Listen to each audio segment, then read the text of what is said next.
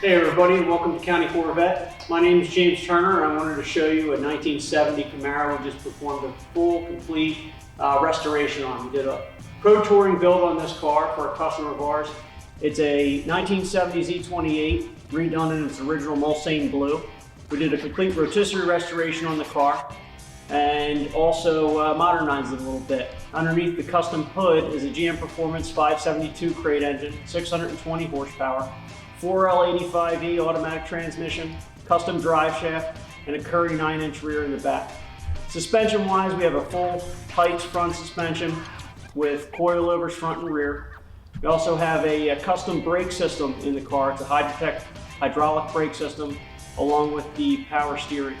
We have a vintage air front runner system as well as vintage air conditioning system and DeWitt's cooling system.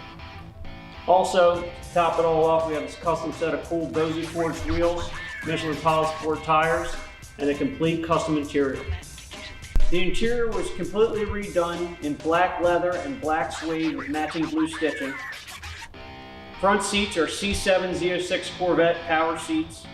We have a set of new Relic power windows, a Nardi steering wheel, custom sound system, and a set of Dakota digital gauges.